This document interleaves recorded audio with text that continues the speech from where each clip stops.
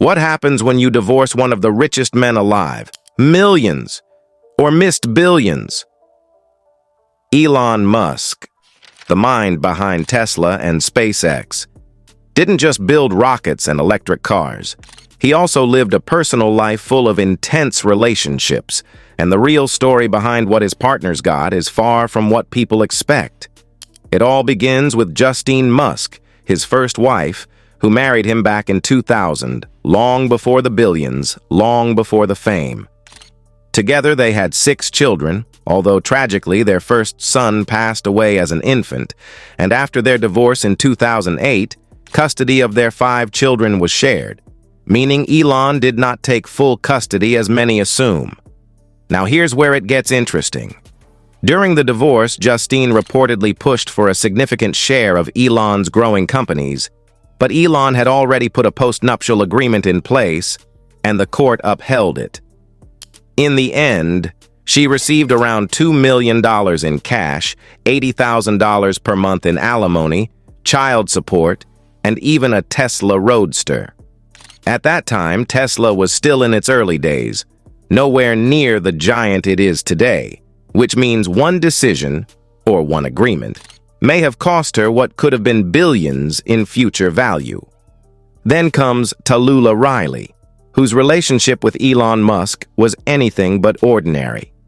They got married in 2010, divorced in 2012, remarried again in 2013, and divorced for the second time in 2016. A rare loop that almost feels unreal. Unlike his first marriage, there were no children involved here, which simplified things legally but still kept the financial side very interesting. In their first divorce, Talulah received about $4.2 million, and by the time of the second divorce, Elon was significantly wealthier, which reflected in the settlement rising to around $16 million. Altogether, she walked away with roughly $20 million.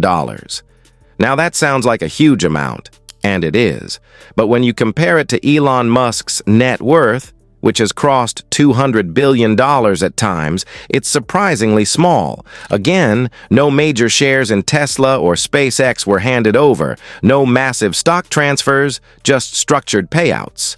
It highlights a pattern. Elon Musk's wealth has always been deeply tied to his companies, and those shares have remained tightly controlled, even through multiple marriages and divorces. And then there's Grimes, often referred to as his third wife, but technically, that's not accurate.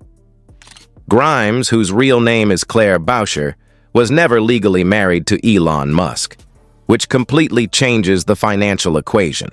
Their relationship started in 2018 and has been on and off ever since, and together they have 3 children. However, because there was no legal marriage, there is no traditional divorce settlement, no alimony, and no confirmed payout like in Elon's previous relationships. What makes this situation more complex is the custody discussion. Reports from recent years suggest that there have been legal disputes over their children, with Elon having significant involvement and control in certain aspects, although the full details remain private and evolving.